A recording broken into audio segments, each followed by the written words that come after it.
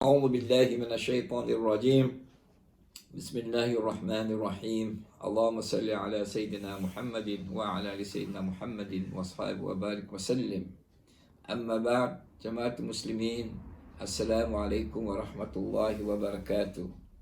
Alhamdulillah, brothers and sisters, with the qudra and the rahmah of Allah subhanahu wa ta'ala, once again we can share a few words of the Jummah khutbah, and may Allah subhanahu wa ta'ala grant us that our interaction will be one of barakah and success, inshaAllah. First and foremost, my beloved brothers and sisters, we make dua for all those who are sick, and in terms of the pandemic, for all those who are affected, may Allah subhanahu wa ta'ala grant each and every one complete recovery. Inshallah, make it easy for their families. I then also want to make a special mention of our beloved brother Anwar Nagia, who is not doing well in hospital. He's had a triple bypass, and while in hospital, he also became infected with the COVID-19. And the latest news is that he's not doing too well. So we make dua, inshallah, that Allah subhanahu wa ta'ala make it easy for him, grant him a complete and speedy recovery, inshallah, and make it easy for the family, inshallah. Brothers and sisters, our Creator, Allah subhanahu wa ta'ala, we cannot thank enough for having given us a solid and truthful system to follow, and that is the system of Islam, a system on which we can depend, a system which we can trust, a system that should we really want to interrogate it, we really want to use our intellect, we will really discover the wonders of creation as well as the wonders of the guidance that Allah subhanahu wa ta'ala provides us humanity to navigate our lives by. And as Allah subhanahu wa ta'ala says about this divine sacred miracle system, Inna fi dhalika la ayati li qawmi yatafakkarun, that verily fi dhalika la ayatin, in this creation there are wonders, but who's going to detect these wonders? Who's going to realize these wonders? Li qawmi yatafakkarun, those people who uses the mind to think, those people who interrogates the Quran, questions, tries to get to the message, the underlying message, looking past the frills and the distractions of this life, and looking at this Quran. What is this Quran really telling us? So verily Allah says, therein there are wonders. These revelations are wonders. And of course, to put it in context, in our time, we see today, are we living to really realize the wonders? Because what we see today, brothers and sisters, people are living in a manner of self-destruction, self-destroying. We are governed, or we are governing our lives by disrespect, deceit, injustice, you name it. It's all there. The crime, it's become normalized. We're living and we are created for ourselves in this human context. A system of ghurur, a system of illusions that has led to the psychosocial imprisonment of the human species. And as such, we have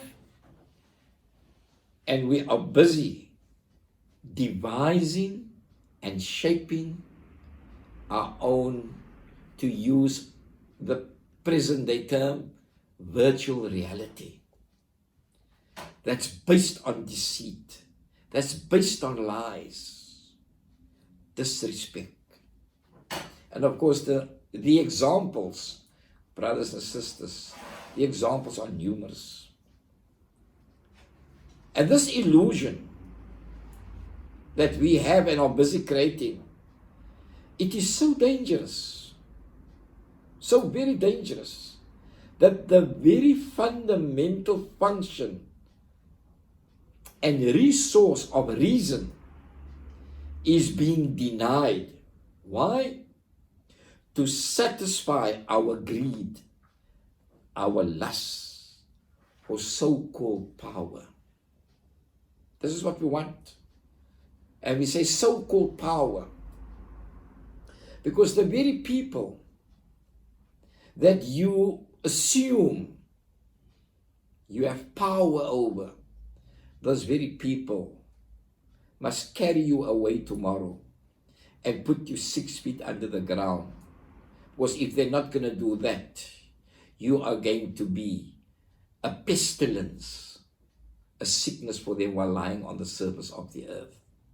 That is the so-called power that we are after. And we deny that the Quran is telling us,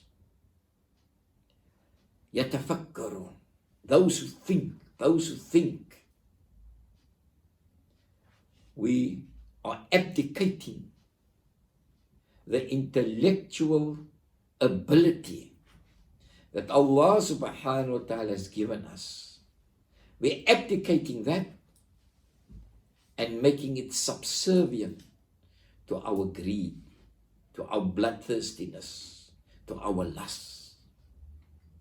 And Sheikh Muhammad Abdu simply says, Islam is based upon rationality, reason. Nowhere in the Quran does the Quran say we can create chaos.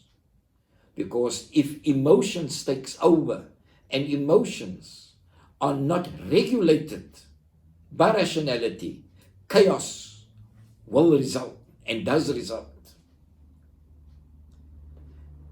And so, because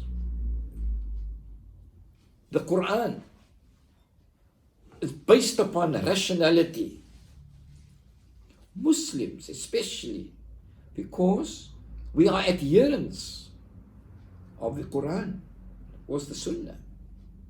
Muslims then are supposed to be reasonable, rational. And thus, as that rationality nurtures, controls our emotions, we become a rational, a compassionate, a trustworthy, a respectful, and a people of justice. But this virtual reality is fueled and sustained by lustful greed, emotion at the expense of that rationality. And in so doing, what we see today, we have a pretentious manner that has and is being constructed at the expense of the deconstruction of the true human spirit. This is what we find. We find it on a personal level. We find it on a family levels. The family politics. We find it neighbor politics. How many of us that stays in this area or that area, whatever, we sometimes don't even know the names of our neighbors. The sadaqatul jariyah. May I go further? I don't need to. And therefore, brothers and sisters, on that basis, no longer do we see that we honor and fulfill our commitments and our promises. There's no real trust. There's no real compassion. Why? Due to the vice grip of a self-centeredness, our selfishness, of our subservience to this virtual reality. Islam teaches us to move from an ego-centered or egocentric based life to move towards a balanced life where in the extreme we almost become selfless, so humble we become. No wonder we see the three levels of consciousness, or the three basic levels of consciousness, where Al-Islam teaches us to bear witness that there is no other ilah except Allah subhanahu wa ta'ala, and to bear witness that Muhammad sallallahu alayhi wa sallam is the Rasul, the messenger of Allah subhanahu wa ta'ala, where the Iman, the next level of consciousness, Iman, teaches us not only the evidence, but to internalize the evidence that I believe amantu billahi wa malaikati wa kutubi, and so forth. And what does the highest format of consciousness of Iman teach us? Al-Ihsan, that level of excellence. And ta'bud Allah ka'annaka tarahu. That not only do I bear witness there is in Allah subhanahu wa ta'ala, not only do I believe, I internalize the evidence there's Allah subhanahu wa ta'ala, but I know there's Allah subhanahu wa ta'ala. And I'm so convinced that I know Allah subhanahu wa ta'ala that I كأنك تراه, as if I can see Allah subhanahu wa ta'ala. فإن لم تكن تراه, but you know you'll never see Allah subhanahu wa ta'ala. Allah's not dependent on shape, size, form, place, whatever the case may be. فإنه يراك. But Allah knows the deepest thoughts in our consciousness. So this type of society, of way of life that we see around us today, how we are being imprisoned by crime, by lies, by whatever, deceit, disrespect. Allah subhanahu wa ta'ala says to us very clearly, الَّذِينَ يَنْقُضُونَ أَهْدَ اللَّهِ مِنْ بَعْدِ مِيثَاقِهِ. Those who, after they have ratified the promise with Allah subhanahu wa ta'ala, they go and they break that promise. Have we not ratified the promise that we are going to follow the Quran as explained by the Sunnah of the Rasul sallallahu alaihi wasallam?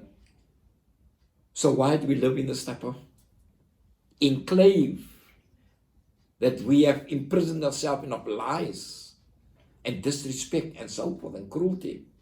Allah says. And what is going to be the signposts, the indicators of a people that after they've ratified the promise with Allah subhanahu wa ta'ala, they go about and break it. وَيَقْطَعُونَ مَا أَمَرَ اللَّهُ بِهِ أَن يُوصَلَ وَيُفْسِدُونَ فِي الْأَرْضِ أُولَٰئِكَ هُمُ الْخَاسِرُونَ. They will cause breakages in that which must be together. Causing breakages on the basis of this virtual reality they have shaped itself. Why? Lies causes breakages. Disrespect causes breakages. Corruption causes breakages. Injustice causes breakages. The opposite of that causes seamless unity. Unity based on haqq. Not a virtual unity. We all can go to a rugby match and we all can support the team. That's also a type of unity. Once the game is finished, there's no more than that. Islam teaches that sustainment. So we ask the question, وَيُفْسِدُونَ فِي الْأَرْضِ, are we causing fasad on this dunya in its many forms? The evidence is absolutely clear. أُولَٰئِكَ هُمُ الْخَاسِرُونَ. Such a people are lost. Such a people have degraded themselves. Such a people have become a non-entity. Such a people have become the excess baggage of a forward-moving world society. And we ask the question, are we not described as such by this Quranic injunction? Let us ponder about it, brothers and sisters.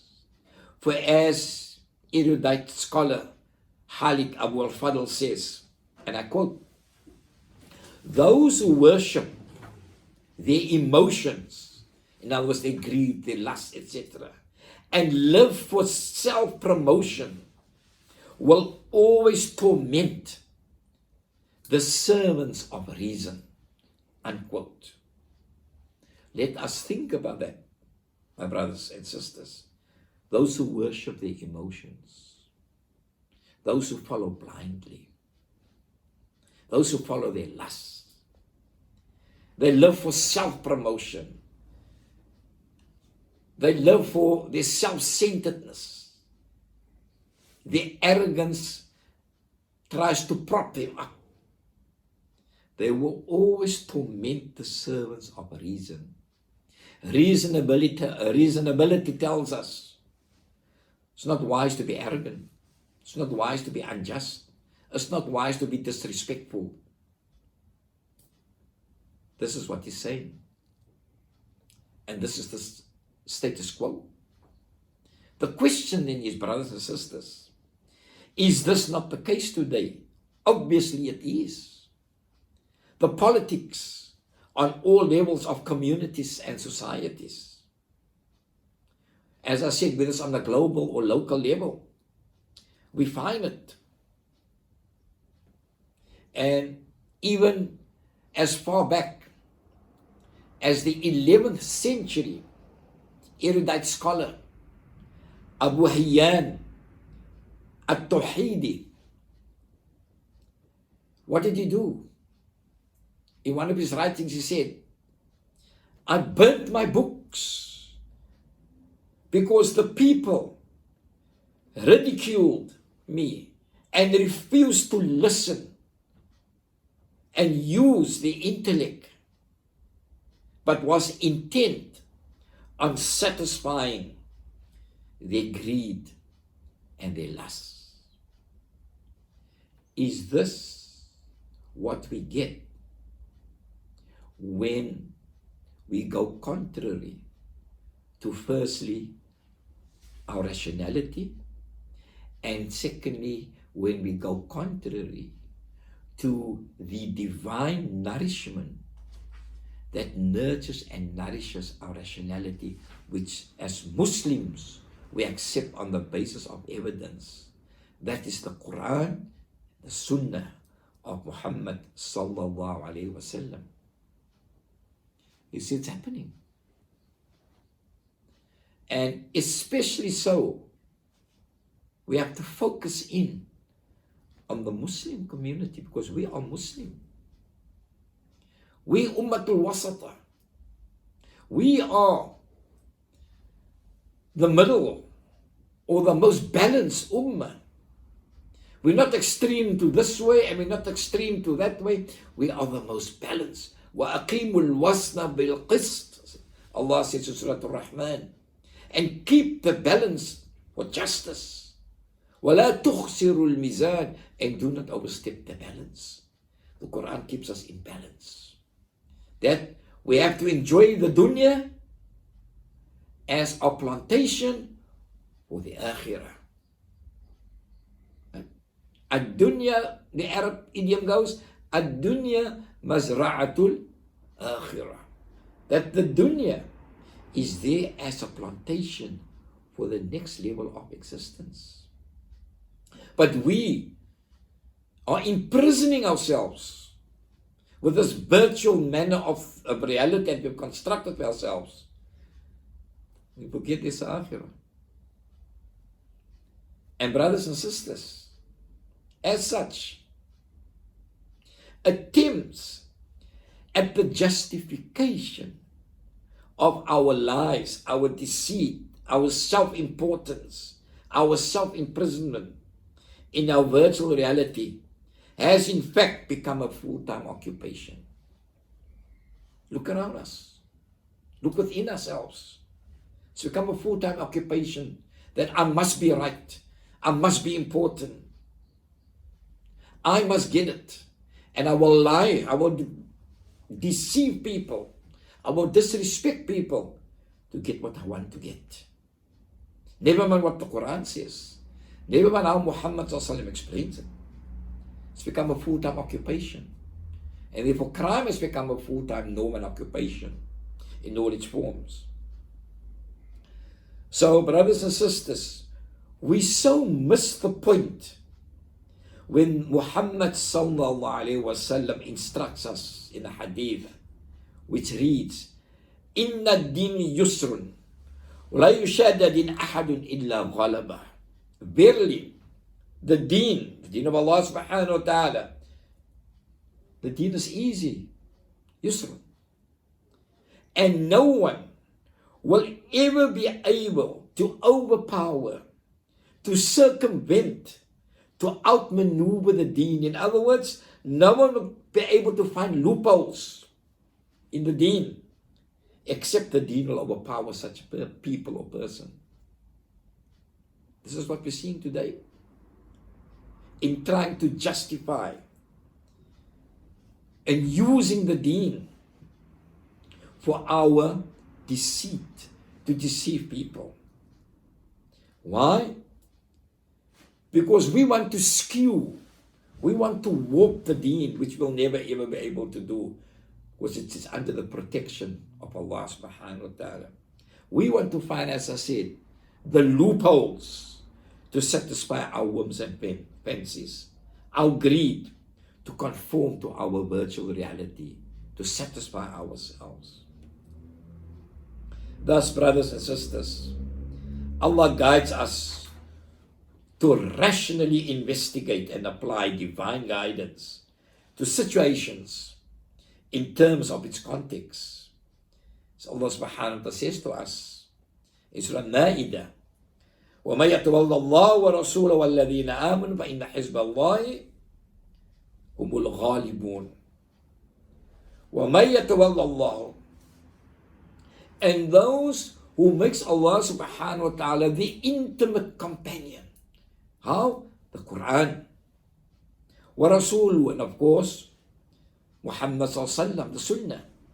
وَالَّذِينَ آمَنُوا, and those who you can really trust. فَإِنَّ حِزْبَ اللَّهِ هُمُ الْغَالِبُونَ, that verily such a part of the part of Allah subhanahu wa ta'ala, they will be victorious. So in such a way, brothers and sisters, we build a mind of vibrancy and develop a solid foundation that protects us against these types of actions that do not conform to a reasonable understanding and thus do not complement the divine guidance. That is, we protect ourselves with truth and not fall prey to a virtual reality of deceit, lies, disrespect, injustice that is so prevalent today in all its forms. So brothers and sisters, we see today a society and communities that has been and is being invaded and penetrated by this type of horrific manners in all its forms. A society that's actually contesting its very own existence. Therefore, a rational and not lustful greed, emotional return to the Quran is absolutely indispensable. May Allah subhanahu wa ta'ala effort, inshallah. May we see the pitfalls and traps this virtual perception is leading us to. And may we guard ourselves with the cloak of the Quran and the Sunnah, inshallah. May we be successful, inshallah. Juma Mubarak, shukran, wassalamu alaikum wa rahmatullahi wa barakatuh.